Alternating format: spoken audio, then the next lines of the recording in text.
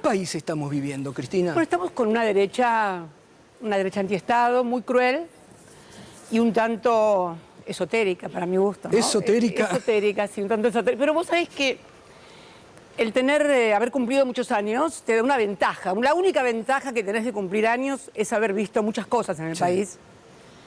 Tuvimos algún momento esotérico muy allá, bueno, en el pasado, complicado realmente, pero este modelo económico fundamentalmente, que es un modelo económico de dólar pisado, dólar barato, cepo al salario, porque pasaron del cepo al dólar al cepo al salario.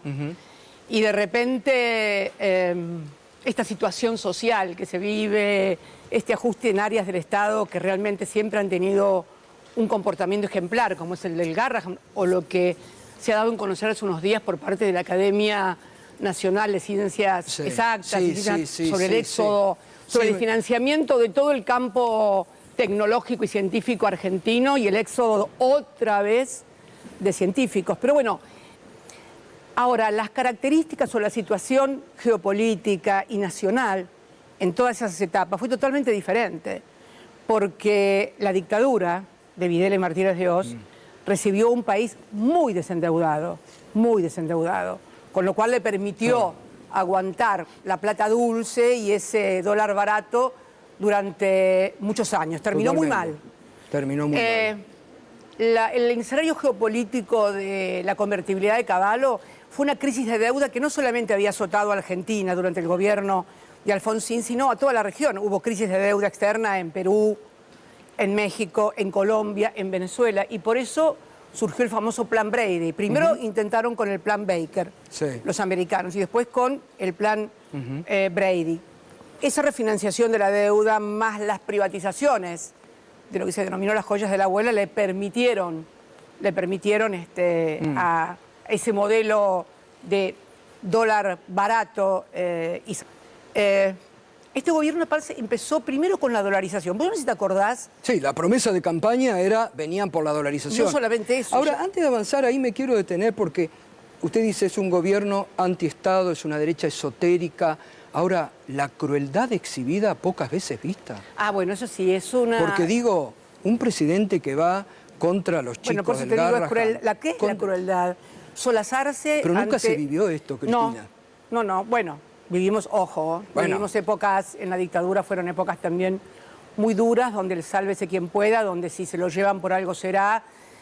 Estos proyectos neoliberales siempre exploran las peores condiciones de la condición humana, los peores sentimientos, se despiertan los peores sentimientos. Pero acá hasta los propios liberales están en contra de... Absolutamente. De Milei. Bueno, no tanto. Bueno, pero... No tanto.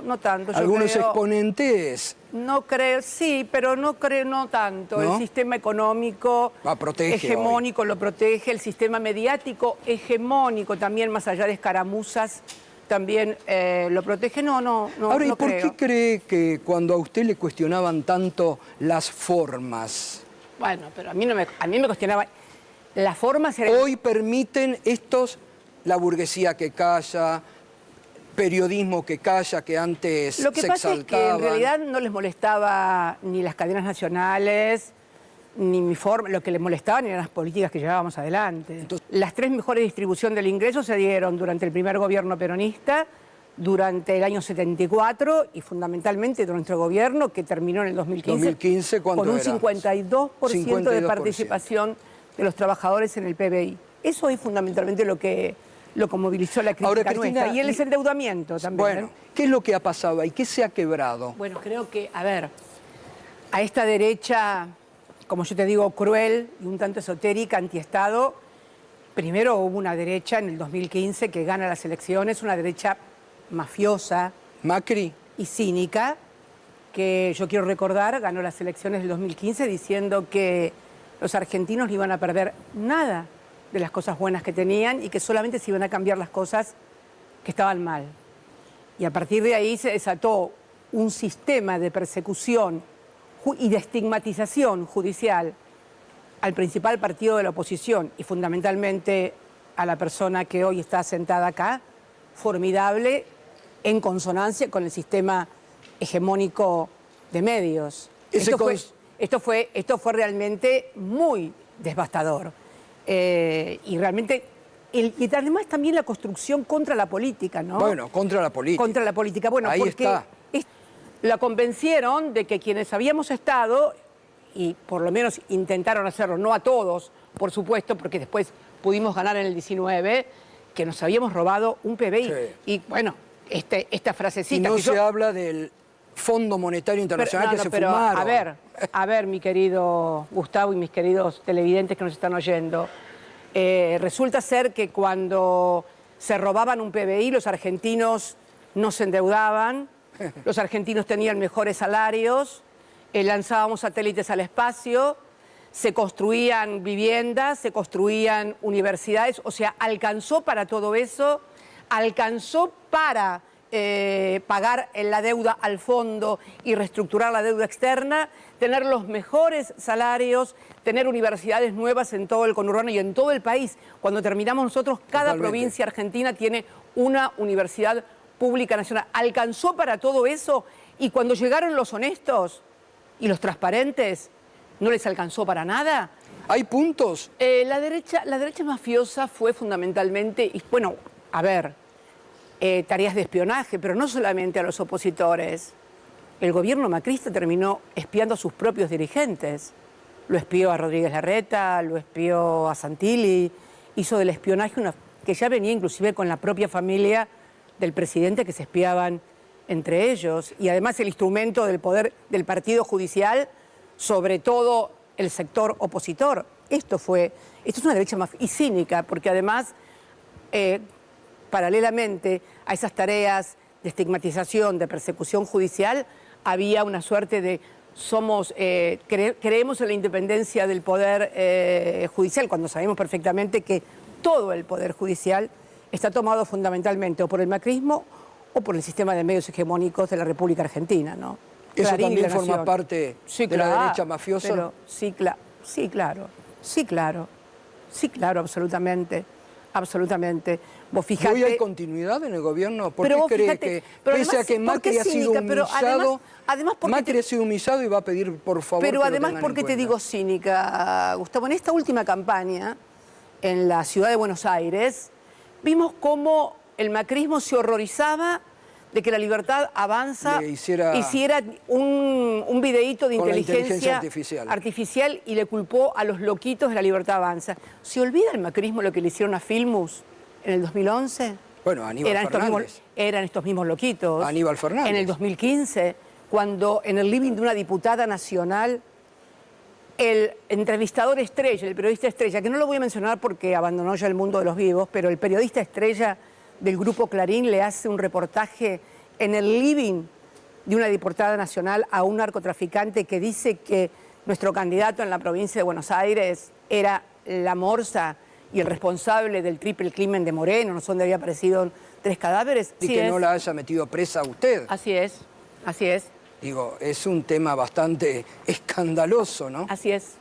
Bueno, podemos hablar de exfuncionarios prófugos durante 3 años, que fueron los responsables del encarcelamiento de los dueños de este medio de comunicación, y volvió al país, y no solamente no lo encarcelaron, una persona que estuvo se profugó de la justicia durante 3 años, llegó y no solamente no lo encarcelaron, sino que además lo sobreseyeron. Está claro que hubo una construcción que persiste de un aparato judicial para perseguir a un solo sector político. Y sobre todo a usted. Absolutamente. El caso Levinas, que fue pasar la causa del correo al tribunal de la ciudad de Buenos Aires. Y parece que... Después de una causa de 23, 24, 25 años. Pero bueno. Parece que algunos han vuelto este fin de semana a reclamar que vuelvan, que se acuerden de usted. Absolutamente. Bueno, pero lo dije varias veces. Muerto o presa. Primero, vamos a empezar por el desdoblamiento decidido por Macri, que fue un gran error. Bueno, que finalmente le costó salir tercero y muy lejos de los otros dos. Creo que el peronismo hizo un muy buen papel en la ciudad de Buenos Aires. Fue producto también de una lista en la cual se pudo construir una unidad. Eso es fundamental. unidad. Y mirá, no es que la unidad te permita ganar, pero si estás dividido seguro que perdés, y perdés mal además. Esto es así también.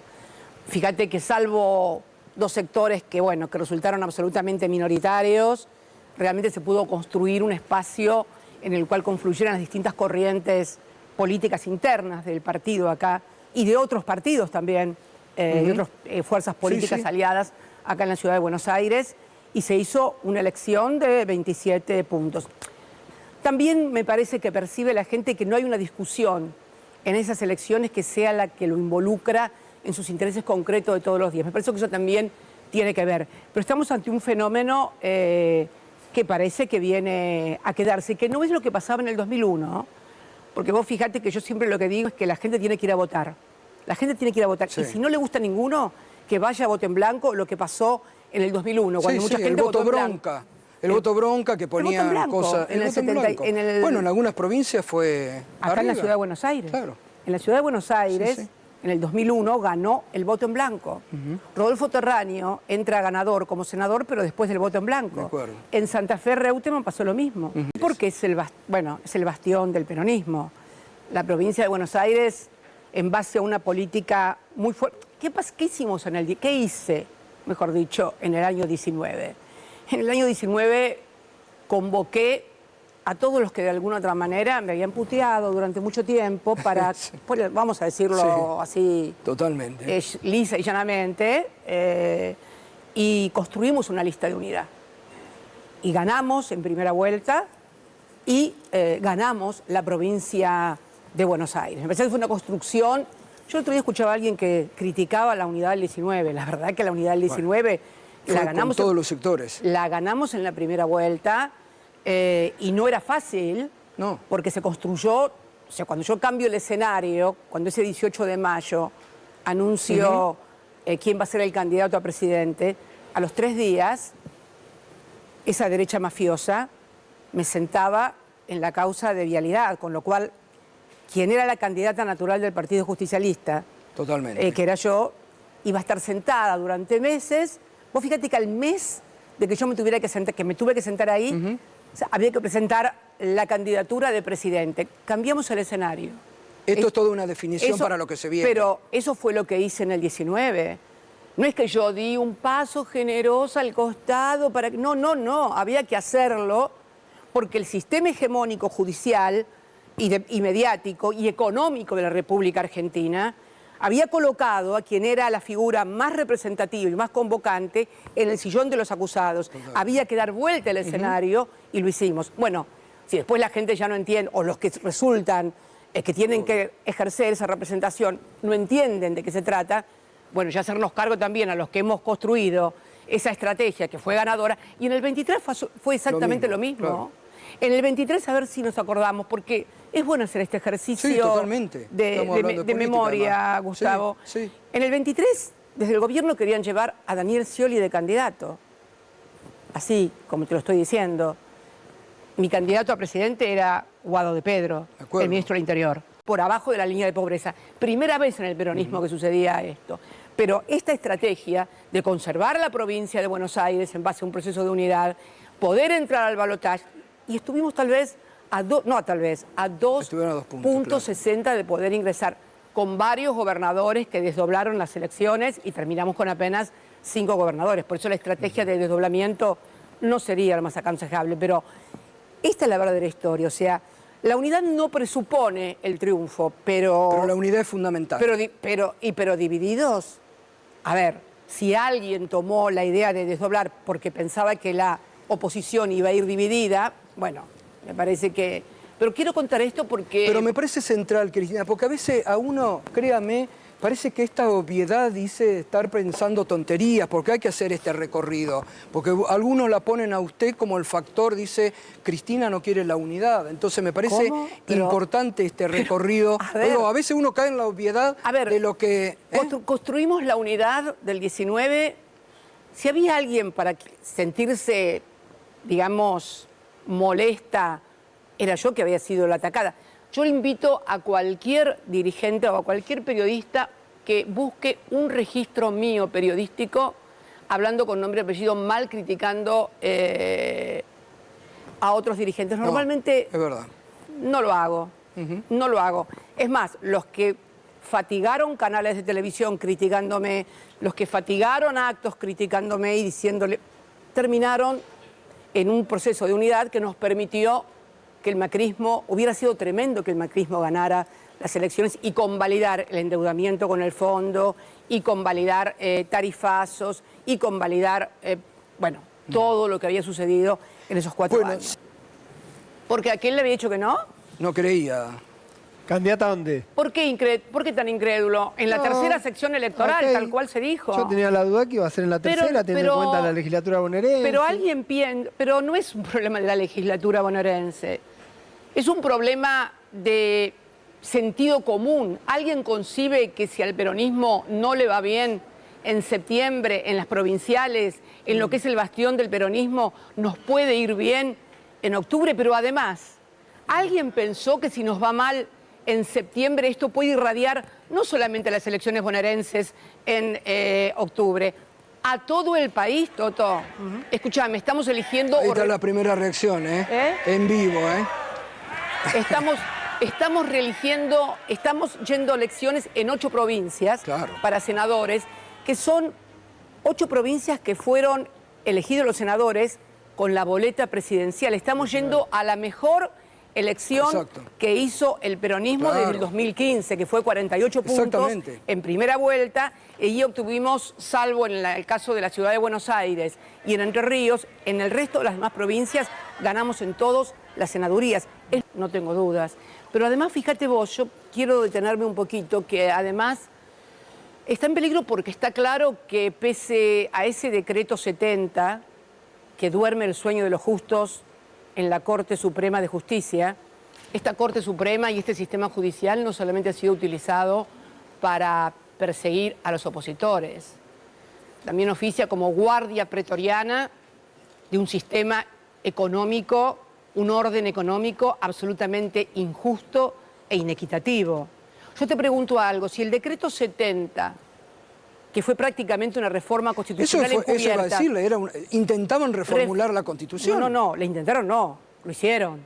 Una reforma constitucional encubierta, hecha por un gobierno de derecha en favor de los sectores concentrados de la economía y de la extranjerización de la economía. Si fuera al revés, si hubiera sido un decreto 70, pero de un gobierno nacional, popular y democrático, que utiliza ese decreto, ¿cuánto hubiera sido declarado inconstitucional? Bueno, la democratización de la justicia. Como fue decretada inconstitucional la democratización de la justicia. La ley de medios. La ley de medios, que fue cautelada durante años. Entonces quiere decir que no hay un sistema judicial que solamente sirva para perseguir opositores, sino para proteger y sostener un sistema y un orden económico inequitativo e injusto, porque ese decreto 70 es absolutamente inconstitucional. Sin embargo, duerme el sueño de los justos.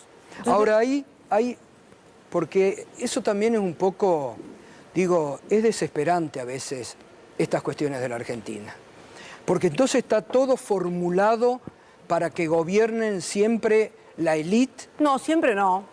¿Cómo se cambia eso? Y fíjate porque ahí hubo una entrega. ¿Cómo usted hoy, cómo el radicalismo puede haber acompañado eso?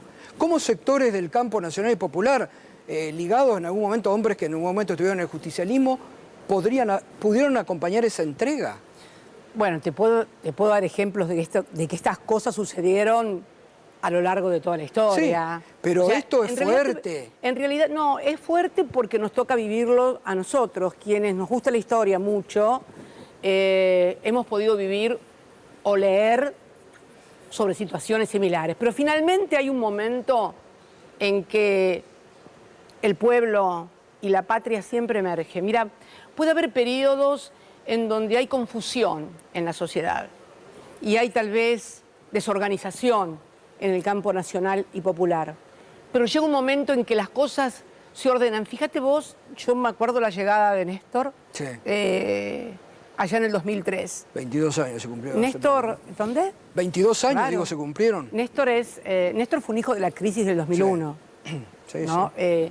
fíjate que su llegada se metió por una ventana de la historia, digo. Bueno, ¿no? la vio, ¿eh? La vio, La él la vio, vio, ¿eh? sí, él la vio. Ahí yo me acuerdo, Él que la vio.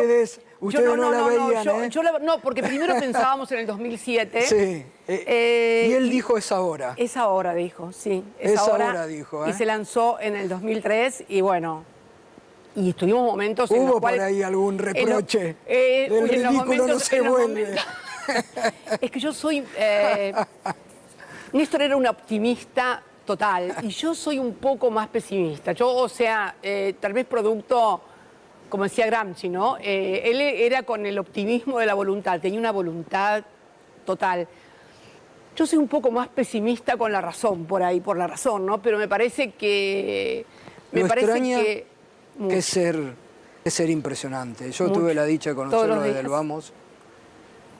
Que no quise pero el recuerdo, digo, para los que lo conocimos de cerca, digo, yo siempre rescataba de Néstor que a mí me sorprendía cuando se iba allá a las 8:30 de la mañana a TN y él decía en público lo mismo que decía en privado, íbamos a tomar el café y lo mismo repetía en Sí. privado lo que uno... Yo decía, Bueno, era fácil seguirlo. En eso de decir, en eso de decir en público lo que decíamos en privado, fue una forma nuestra de vida, Sí. más que de militancia, ¿no? Éramos muy complementarios. Sí. Uno de los proyectos que presentamos en Democratización de la Justicia Me acuerdo. era precisamente para terminar con eso. Bueno, ahora hubo ayer en México, por primera vez, después de la reforma constitucional de AMLO, de Manuel López Obrador, se votaron los miembros de la Corte y de los tribunales inferiores de todo México. Fueron a votar 13 millones de mexicanos. Impresionante, sí. Yo creo que nosotros tenemos que ir a una reforma en donde también esto sea constitucional, porque está claro que ninguna ley, por más amplia mayoría que concite nuestro proyecto de democratización de la justicia, tenía amplia mayoría en senadores, amplia mayoría en diputados, y en un mes lo declararon inconstitucional. Hay que ir a una reforma constitucional. Me parece que, Ariel, vos sobre esto querías consultar justamente, ¿no? Bueno, la pregunta es ¿por qué, a pesar del consenso político que tuvo esa ley, no logró luego permanecer vigente? Digo, ¿qué es lo que hay que construir por fuera para poder lograr que una ley de democratización de justicia sobreviva? Ariel, vos sos un comentarista y analista judicial. Si la Corte, que es el Supremo Tribunal de la Justicia de la Nación, te dice la sancionaste en diputados, la sancionaste en senadores, con las mayorías que requiere la sanción de cualquier ley, y al mes la Corte Suprema de Justicia, al mes, se aboca y te la declara constitucional, no hay forma de solucionarlo. A AMLO en México le pasó lo mismo. ¿Por qué va a la reforma constitucional? Porque también habían sacado una ley aprobada por el Senado y por la Cámara de Representantes de México, y sin embargo la propia Corte se la declaró inconstitucional. Entonces dijo, bueno, me falló el plan A, vamos por el plan B. El plan B fue la reforma constitucional. Bueno, y creo que es lo que hay que hacer en la Argentina. Pero- Un periodista del gran diario Clarín, que ahora están todos muy nerviosos porque los trata de ensobrados decía, ¿qué hemos hecho para merecer esto? Escribía, ¿no? Y yo digo, podemos tener una lista así de larga que han hecho para merecer esto. Periodismo de guerra, desprestigio constante de la política y de los partidos nacionales populares y democráticos. Esta realidad que tenemos hoy es también una construcción que han hecho fundamentalmente desde los medios de comunicación. Sí. No tengo la menor duda, supuesto. que hoy se quejan porque los afecta, pero en definitiva es lo que han construido. Esto es lo que pienso realmente, Gustavo. O sea, esto no es un fenómeno, Milei no es un fenómeno meteorológico. No es que un día nos levantamos y empezó a haber una tormenta o corría el viento. Esto se fue amasando. Pasamos de una Argentina que había recuperado su poder de decisión a partir de pagarle al Fondo Monetario Internacional, a partir de haberse desendeudado, de mandar satélites al espacio, de tener 5 millones de computadoras distribuidas en los colegios. Hay pibes que todavía la única computadora que tienen es la que le dimos nosotros Totalmente. Sí, sí. en la Sí, sí. secundaria. Usted tuvo Avergüenza. Me enteré, ¿usted tiene un solideo que le regaló Francisco? Sí. ¿Y cuándo? Ese solideo de él me lo regaló en su primer cumpleaños como papa. Él cumplía años el 17 de diciembre, si mal no recuerdo, y me lo mandó con el entonces embajador nuestro, Valdés. Eduardo Valdés. La tengo en una cajita. Algún día si va a mi casa se lo muestro. Sí, eso es una reliquia. Sí, lo tengo. El Solideo me lo mandó con mucho cariño y yo lo tengo y lo guardo Tuvieron también un con mucho vínculo cariño. especial, ¿no? ¿Eh? Tuvieron un Sí. vínculo especial. La verdad que nos sentíamos muy bien cuando charlábamos ambos, muy a gusto, muy bien. Yo siempre digo, se lo dije a él y después lo escribí en el libro, sinceramente. Se lo dije a él un día que estábamos almorzando y le digo, yo a veces pienso que las diferencias o el desencuentro que usted tuvo entre Néstor y usted fue porque la Argentina por ahí era un país demasiado chico para ustedes dos. Y eran no entraban, como dos gallos de riña, ¿no? Y eran sí, dos jefes muy fuertes y como son los hombres cuando ejercen la jefatura. Pero ese vínculo cambia con Jefatura, usted. cuando las mujeres ejercemos la jefatura, no somos como cuando los hombres ejercen la jefatura. Ese vínculo cambia con usted. Sí, ese vínculo cambió totalmente. Sí, ese vínculo cambió totalmente y para bien. ¿Y cómo representa hoy a nivel mundial? Porque el actual Papa, con la Rerum Absolutamente. Novarum, sigue un legado de Francisco a nivel mundial, que es un faro, ¿no? No, además, yo tenía muchas dudas sobre la sucesión de él, si había podido construir una red que le permitiera elegir un Papa que tuviera esa misma sintonía social y espiritual. Y la verdad que lo hizo bien, hay que reconocérselo. Lo hizo muy Bueno, bien. ahí Francisco hacía mucho hincapié. Cuando yo lo entrevisté en Santa Marta, cuando yo le pregunto cómo esta preocupación que usted al inicio del reportaje decía de la crueldad de la extrema derecha, la tenía Sí. Francisco. La tenía Francisco. Y yo le pregunto cómo se combate a la extrema derecha, y él me dijo rápidamente, con justicia social. Bueno, ahora te digo pa' acá, pero dentro de nuestra gestión se estrenaron más de 900 Sí. películas. Una película ganó el Oscar, Una película ganó el El secreto de tus ojos. Sí, sí. Que vos fíjate qué curioso, y que tiene que ver también con lo del Eternauta. Fue la segunda película que ganó Sí. un Oscar. La primera había sido La historia oficial. Vos fíjate que ambas películas abordan en distintos momentos tragedias que vivimos Tragedias de la argentinos. Argentina. ¿No? Como en Sí. Brasil, la única película, Sí. la única película que ganó el Oscar, Sí. que también tiene que ver con una tragedia que vivió. Por eso digo que la cultura es muy representativa de una identidad nacional. Y lo de Paca Paca, yo estuve mirando los videitos esos que van. Si piensan que los pibes argentinos van a hacerse de Milton Friedman, no entienden nada realmente. Te digo algo. Paca Paca fue un fenómeno que tenía que ver, primero, que los padres se lo ponían a los chicos para que lo vieran. Totalmente. Que los docentes también lo utilizaban. Y fundamentalmente que hablaban de las cosas que son nuestras. Samba no hablaba de Milton Friedman. Hablaba de lo que hablamos y que nos enseñan desde que vamos al colegio primario, de San Martín, de Belgrano, de Juana Zurduy, de la Guerra de la Independencia. Hablaban de las cosas nuestras. No era un éxito de adoctrinamiento, era un éxito de la historia nacional. Fíjate vos, yo estaba leyendo ayer a Pablo Abelluto, que tampoco nadie puede sospecharlo de kirchnerista o cucacón. Pablo Abelluto nos discutía mucho con Paca Paca porque decía que teníamos una visión un poco sesgada, por ejemplo, cuando Paca Paca hablaba de Sarmiento. Sí, es cierto, no somos sarmientinos, pero él mismo lo dice, lo que quiere hacer esta gente ahora, al lado de las discusiones que nosotros, él se pone como que discutía con nosotros, Sí. eran discusiones escandinavas, eran discusiones Totalmente, de países claro. escandinavos Y sí, directamente. bueno. Y la verdad es esa. Ahí hay Estamos- una autocrítica fuerte de Abeluto. Hay una autocrítica fuerte también de Abelluto. Bienvenida sea, y siempre es bueno poder mirar para atrás y decirte, pucha, no era ¿Está tanto como dispuesta a creíamos. charlar con esta gente? Facundo Manes estuvo la semana pasada acá. No, a mí no me gusta. Yo he charlado con Facundo Manes. Con estos puntos de encuentro no cree que son necesarios muchas veces ahora en la Argentina. Absolutamente, pero yo he charlado con Facundo Sí, bueno, Manes. y Pero, aparte muchas veces siendo presidenta y en no los solamente emprendimientos. eso. En el año 23 él quiso reunirse conmigo, hicimos una reunión privada y estuvimos más de 2 horas charlando y fue allá por enero, febrero del 23, cuando se avecinaba la campaña electoral. No sé por qué la gente muchas veces cree que hay que denostar a otro No, para construir, exactamente. ¿no? Y Eso es sobre todo importante. hacer una cosa en privado para negarla en público. No es bueno. Esas son cosas que tienen... Yo creo que los militantes políticos deben despojarse de esas ¿Y actitudes. está de acuerdo con esta idea de ampliar a sectores del campo nacional y popular?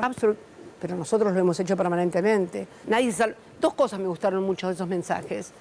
El nadie se salva solo y Juan, lo viejo funciona. Bien.